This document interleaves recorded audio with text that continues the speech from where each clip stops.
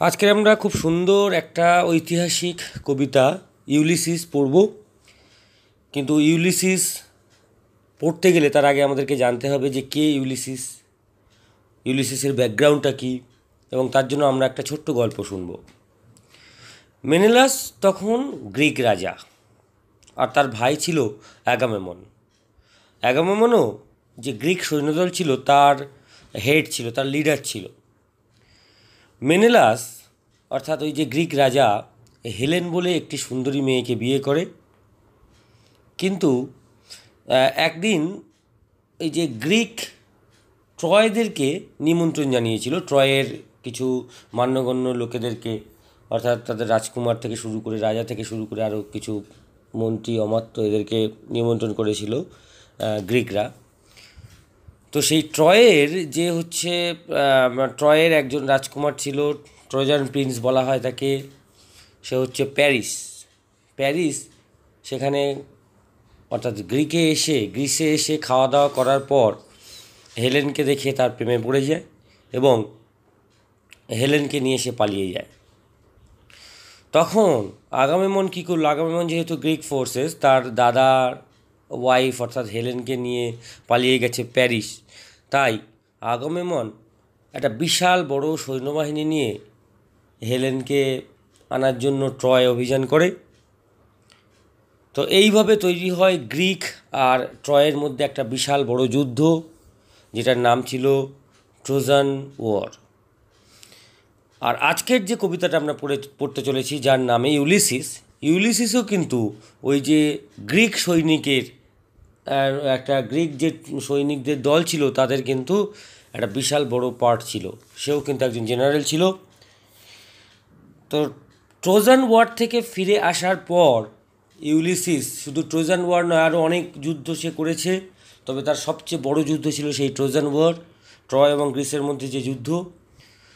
তো ট্রোজান যুদ্ধ থেকে ফিরে আসার পর ইউলিসিস এখন তার নিজের রাজ্য ইথাকাতে সে এখন বসবাস করছে। তো সেই ইথাকাতে বসবাস করাকালীন তার মনের অবস্থা, যুদ্ধ না করার জন্য তার মনের অবস্থা, অর্থাৎ সে তো একজন খুব বড় যোদ্ধা, তার মনের অবস্থা কিন্তু এই কবিতাটিতে বর্ণনা করা হয়েছে। একদম ড্রামাটিক মনোলগে কবিতাটা লেখা। মনোলগ মানে একজনই কথাটা বলবে এবং সেটা নাটকীয়ভাবে, সেটাকেই বলা হয় ড্রামাটিক মনোলগ। তো ইউলিসিস এখন তার নিজের অবস্থার কথা কিন্তু এই কবিতার মধ্যে তুলে ধরেছে। তবে এটা তো এর ব্যাকগ্রাউন্ডটা গেল, কিন্তু অ্যাকচুয়াল এখানে কবি আমাদের আলফ্রেড লর্ড টেনিসন। তো সেই কবির কিন্তু অ্যাকচুয়াল তার যে বন্ধু আর্থার হেনরি হ্যালাম, তিনি মাত্র 22 বছর বয়সে একটা স্ট্রোকে মারা যান এবং তার বন্ধুর শোকে কিন্তু অনেকগুলো কবিতা উৎসর্গ করেছেন।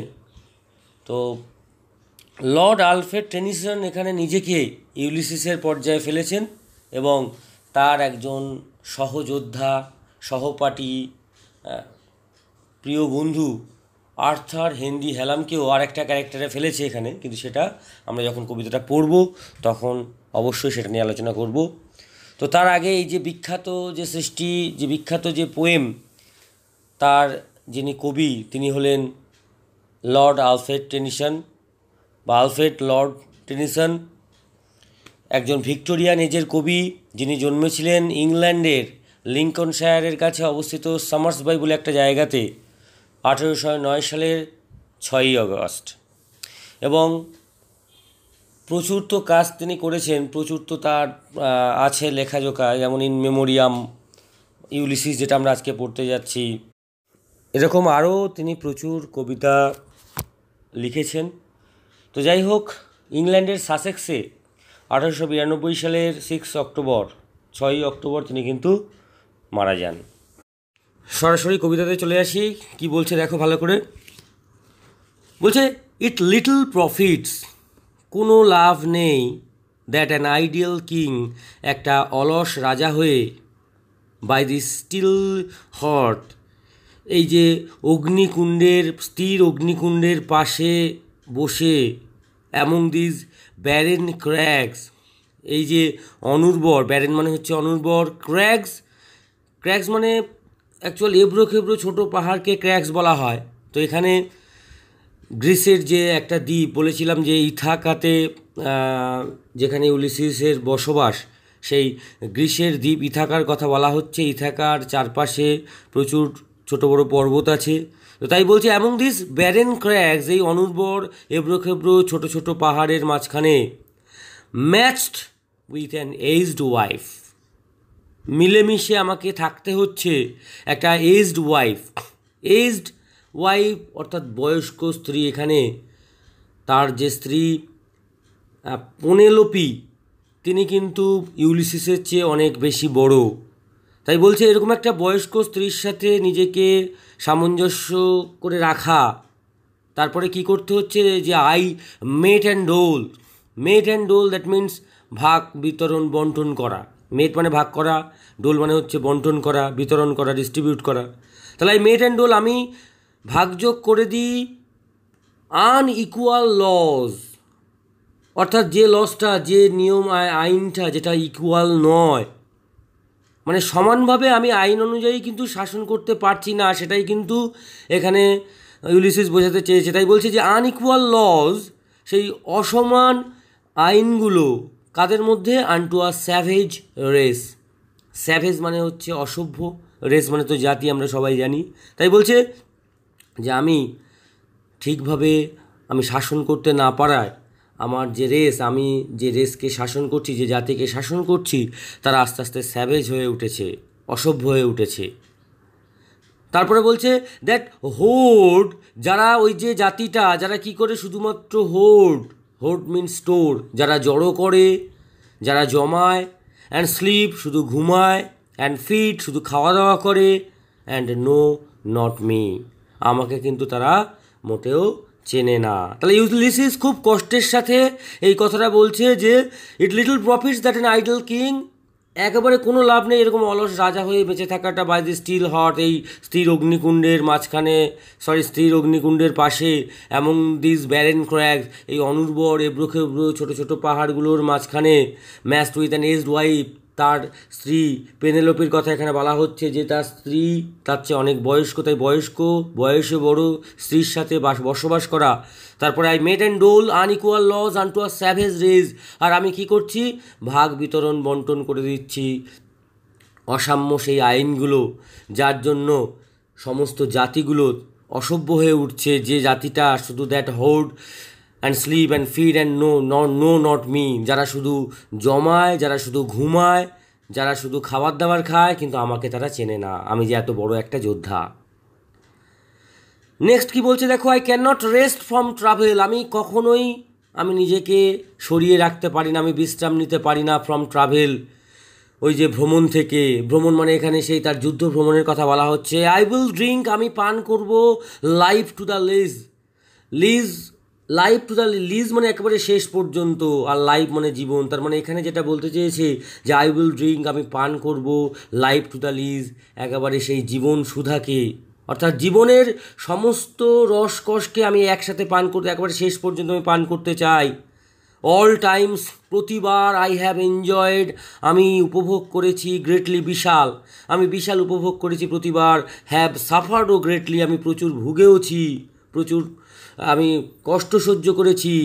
বোথ উইথ দোজ, তাদের সাথে তো অবশ্যই, দ্যাট লাভড মি, যারা আমাকে ভালোবাসে, অর্থাৎ আমার সঙ্গী সাথীদের কথা বলা হচ্ছে এখানে। ইউলিসিসের সাথে তো শুধু ইউলিসিস একা তো যুদ্ধ করতে নিশ্চয়ই যাবে না, তার সাথে প্রচুর বন্ধুবান্ধবও যাবে। তাই বলছে তাদের সাথেও আমি প্রচুর উপভোগ করেছি, প্রচুর ভুগেছি।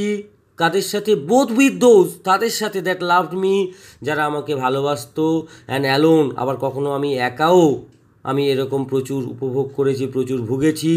অন শোর, অনেক সমুদ্রের পাড়ে। অ্যান্ড হোয়েন থ্রু স্কুডিং ড্রিফটস, এখানে স্কুডিং অর্থাৎ দ্রুতগামী, ড্রিফট মানে তো স্রোত, আমরা সবাই জানি। তাই বলছে সেই দ্রুতগামী স্রোতের মধ্য দিয়ে, দ্য রেনি হাইডস হচ্ছে, এটা গ্রিক মিথোলজিতে একটা মানে একটা কথা প্রচলিত আছে যে বাংলা হচ্ছে রোহিণী বলে একটা তারার কিছু সমাহার আছে। গ্রিকদের মিথোলজিতে 7 স্টারকে একসাথে বলা হয় হাইটস, যারা কি করতো, বৃষ্টি নিয়ে আসতো, অর্থাৎ 7 স্টার টু ব্রিং রেন, তাদের কথা বলা হচ্ছে এখানে। এবং আমরা বাংলায় বলি রোহিণী। তাই বলছে থ্রু স্কুডিং ড্রিফট, সেই দ্রুতগামী স্রোতের মধ্য দিয়ে দ্য রেনি হাইটস, সেই বৃষ্টি আনয়নকারী রোহিণী নক্ষত্ররা কী করে, ভেক্স দ্য ডিম সি। ভেক্স মানে এখানে অ্যানয়েড, হ্যারেস্ট, অর্থাৎ বিরক্ত করা, রাগিয়ে তোলা। কাকে রাগিয়ে তোলে না, ডিম সি, এই ফ্যাকাশে সমুদ্রকে রাগিয়ে তোলে। সেই সময় আই বিকেম আ নেম, আমি কিন্তু তখন ফেমাস হয়েছি। এখানে নেম মানে ফেমাস, অর্থাৎ আমি বিখ্যাত কিভাবে হয়েছি, আমি বিখ্যাত শুধু নামে হইনি, আমি সমস্তবার আমি কি করেছি, আমি উপভোগ করেছি, আমি প্রচুর ভুগেছি। আমার যারা সমকক্ষ বা আমার যারা সাথী, তাদের সাথে তো অবশ্যই একা একাও কখনো সে সমুদ্রের পাড়ে হোক, বা যখন হচ্ছে ছুটন্ত সমুদ্র যখন ধেয়ে আসছে, অর্থাৎ রোহিণী নক্ষত্রদের দ্বারা যখন হচ্ছে ছুটন্ত সমুদ্র ধেয়ে আসছে, কিংবা সেই রোহিণী নক্ষত্রদের দ্বারা যখন ফ্যাকাশে সমুদ্রটা বিরক্তিত হচ্ছে, তার মানে কি, সমুদ্র ফুলে ফেঁপে উঠছে, বৃষ্টি আসার একটা ব্যাপার হয়েছে, ঠিক I am become a name, আমি তখন ফেমাস হয়েছি, আমি তখন বিখ্যাত হয়েছি। তাহলে ইউলিসিস বলতে চেয়েছে সে কিন্তু নর্মালভাবে বিখ্যাত হয়নি। For always roaming with a hungry heart, আমি সবসময় ঘুরেছি একটা ক্ষুধার্ত হৃদয় নিয়ে। মাচ হ্যাভ আই সিন, আমি অনেক কিছু দেখেছি, অ্যান্ড নোন, অনেক কিছু জেনেছি। সিটিজ অফ মেন অ্যান্ড ম্যানার্স, মানুষের তৈরি নগর শহরকে তো দেখেছি, অ্যান্ড ম্যানার্স, অনেক মানুষের আচার আচরণ আমি দেখেছি। ক্লাইমেটস, আমি বিভিন্ন জলবায়ুতে গেছি, দ্যাট মিনস কি, বিভিন্ন জায়গায় যখন তিনি যুদ্ধ করতে গেছেন সেই কথাটা বলা হচ্ছে। কাউন্সিলস দেখেছি, অর্থাৎ অনেক মন্ত্রী পরিষদ আমি দেখেছি। গভর্নমেন্টস দেখেছি, আমি অনেক সরকার দেখেছি। মাইসেলফ নট লিস্ট, আমি কিন্তু কোনো অংশে কম নয়। But honoured of them all, আমি যা কিছু দেখেছি আমি সবার চেয়ে বেশি সম্মানিত। And drunk delight of battle, আর আমি পান করেছি ডিলাইট অফ ব্যাটল, সেই যে যুদ্ধক্ষেত্রের যে আনন্দ। যারা যোদ্ধা হয় তারা তো যুদ্ধক্ষেত্রেই আনন্দ পাবে, এটা তো স্বাভাবিক ব্যাপার। যারা খেলোয়াড় হয় তারা খেলার মাঠে আনন্দ পায়, অর্থাৎ যারা যে ক্ষেত্রের সাথে যুক্ত তারা কিন্তু সেখানেই আনন্দ পায়। তাই বলছে যে অ্যান্ড ড্রাঙ্ক, আমি পান করেছি ডিলাইট অফ ব্যাটল, সেই যুদ্ধের সেই খুশি, যুদ্ধের সেই আনন্দ। উইথ মাই পিয়ার্স, আমার সাথীদের সাথে। পিয়ার্স দ্যাট মিনস এখানে স্ট্যাটাস, অর্থাৎ সেম স্ট্যাটাস, একই মান, একই উচ্চতা, একই সম্মানে কিছু লোকজন থাকে যাদের সাথে ইউলিসিস যুদ্ধ করেছে। তাই বলছে আমার বন্ধুবান্ধবদের সাথে আমি যুদ্ধের সেই খুশি, যুদ্ধের সেই আনন্দ, সেটাকে কিন্তু আমি পান করেছি। Far on the ringing plains of windy Troy, ওই যে দূরে কোথায় সেই রিঙ্গিং প্লেন্স, কোলাহল মুখরিত যে সমতল ভূমি, যে প্রান্তরের কথা বলা হচ্ছে। অর্থাৎ যুদ্ধক্ষেত্র নিশ্চয়ই সাইলেন্টলি হবে না, সবাই এসে যুদ্ধ করছে, সবাই এসে টুকটুক করে তলোয়ার চালাচ্ছে বা বন্দুক মারছে, কোনো আওয়াজ করছে না, চলে যাচ্ছে, সেরকম নিশ্চয়ই নয়। সবাই বন্দুকে সাইলেন্সার লাগিয়ে নিয়ে আসবে না যুদ্ধ করতে, বা তলোয়ারের হচ্ছে একদম মানে নিশ্চয়ই মাটির তলোয়ার নিয়ে আসবে না। তাহলে যুদ্ধক্ষেত্র মানেই কিন্তু সেটা হচ্ছে একটা রিঙ্গিং প্লেন্স, অর্থাৎ কোলাহল মুখর তো হবেই।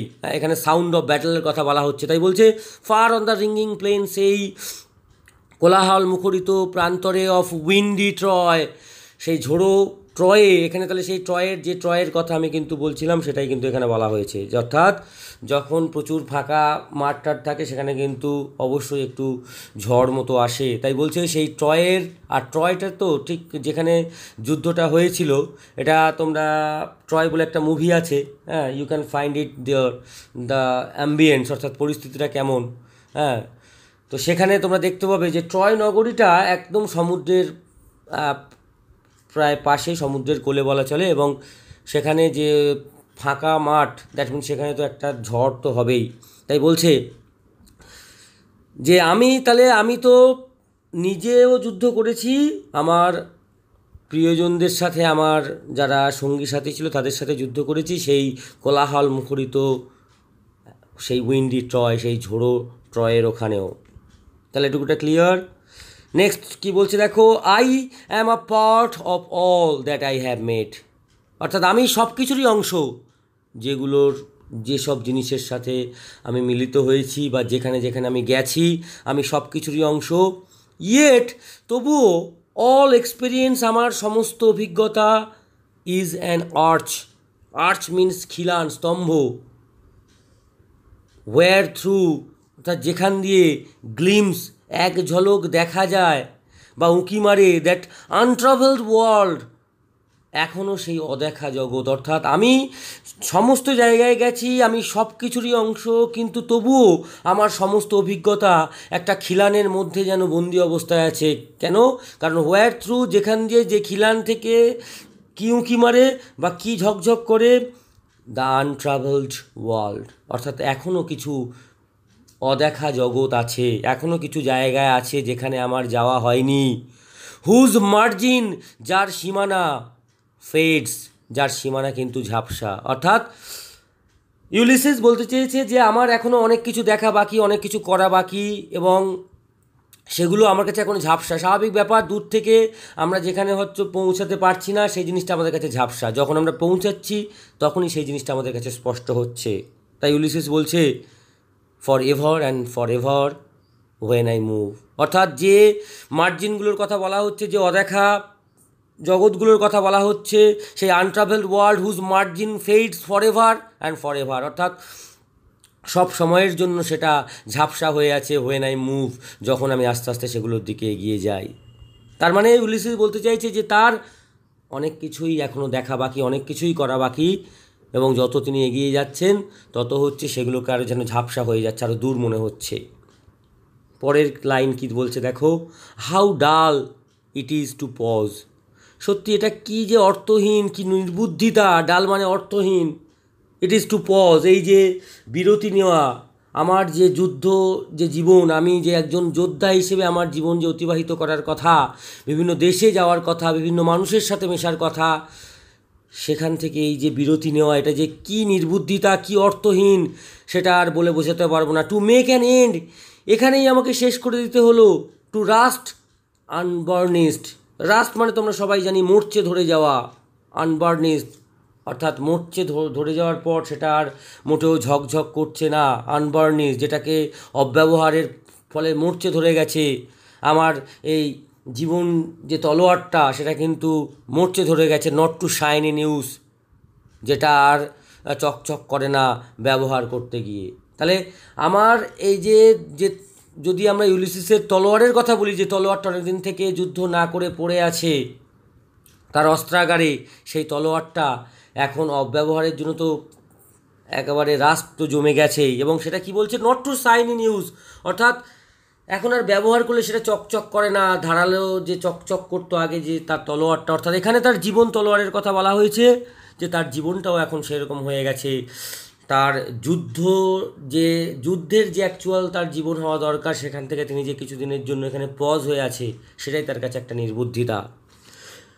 তাই বলছে as though two breathe well life, যেন মনে হয় টু ব্রিথ অর্থাৎ শ্বাস নেওয়াটাই একটা জীবন, আর লাইফ পাইলড অন লাইফ, সেই জীবনের ওপরেও আর একটা জীবন, ওয়্যার অল টু লিটিল, যেটা একদম ছোট, and of one to me little remains, যেটা আমার জন্য বেঁচে আছে সামান্য একটুখানি, but every hour is saved, অর্থাৎ প্রত্যেকটা সময়কে কিন্তু বাঁচানো যেতে পারে ফ্রম দ্যাট ইটার্নাল সাইলেন্স, সেই অনন্ত নিস্তব্ধতা থেকে। মানে প্রত্যেকটা জীবন তো একটা না একটা দিন আমাদেরকে মরতে হবে। তাই বলছে যে এখানে আমার কাছে as though two breathe well life, অর্থাৎ শুধুমাত্র যে শ্বাস নেওয়াটা আমার কাছে জীবন মনে হচ্ছে, কিন্তু life piled on life were all too little, অর্থাৎ সেই জীবনের ওপরেও আরেকটু হলেও একটা ছোট্ট জীবন আমার জন্য অপেক্ষা করছে। And of one to me little remains, আমার জন্য একটু বেঁচেও আছে। আমার সেই যোদ্ধা জীবনটার কথা এখানে ইউলিসিস বারবার বর্ণনা করতে চাইছেন। বাট এভরি আওয়ার, অর্থাৎ এই যে আমার যে টাইম যে আস্তে আস্তে চলে যাচ্ছে, আমার যে সময় আস্তে আস্তে চলে যাচ্ছে, বলছে সেই প্রত্যেকটা সময় ইজ সেভড, কী করা যেতে পারে, বাঁচানো যেতে পারে ফ্রম দ্যাট ইটার্নাল সাইলেন্স, সেই অনন্ত নিস্তব্ধতা থেকে। তার মানে কি, মৃত্যুর কথা বলা হচ্ছে, একদিন সবার সমস্ত সময় শেষ হয়ে যাবে। তাই বলছে সেই অনন্ত নিস্তব্ধতা থেকে বাঁচানো যেতে পারে সেই সামান্য সময়টুকুটাকে, যেটা সামথিং মোর, আরও কিছু আছে হয়তো, ব্রিঙ্গার অফ নিউ থিংস, যেটা নতুন জিনিস আনতে পারে, অর্থাৎ নতুন আনয়নকারী, নতুন জিনিস আনয়নকারী কিছু একটা তো আছে। অ্যান্ড ভাইল ইট ওয়্যার, এবং ভাইল দ্যাট মিনস এক্সট্রিমলি আনপ্লেজেন্ট, অর্থাৎ একেবারেই খুব খারাপ।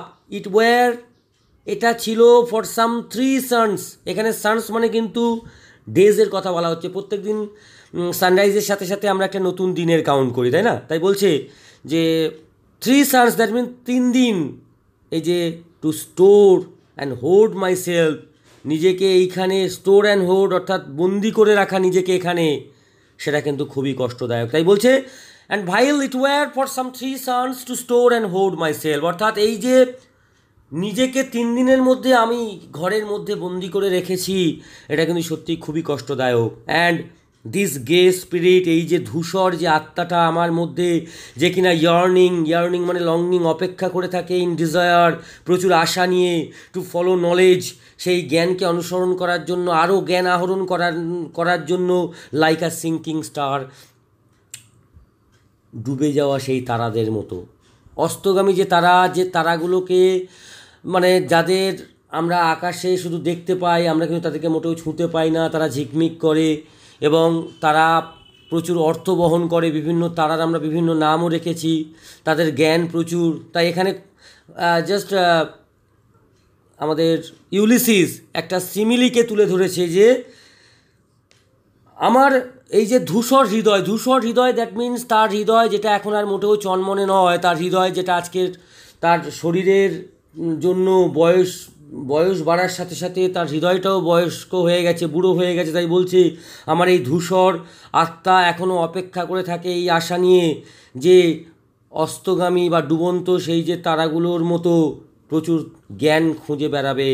Beyond the utmost bound of human thought, beyond মানে দূরে, দ্য আটমোস্ট বাউন্ড, এই যে আটমোস্ট বাউন্ড, এই যে পুরো যে বাধা আছে, অফ হিউম্যান থট, মানুষের আমাদের যে চিন্তাভাবনা একটা লিমিটেশন আছে, তো মানুষের চিন্তাভাবনার থেকেও আরও অনেক দূরে ওই যে ডুবন্ত তারাগুলোর মতো ইউলিসিসও জ্ঞান আহরণ করতে চায়।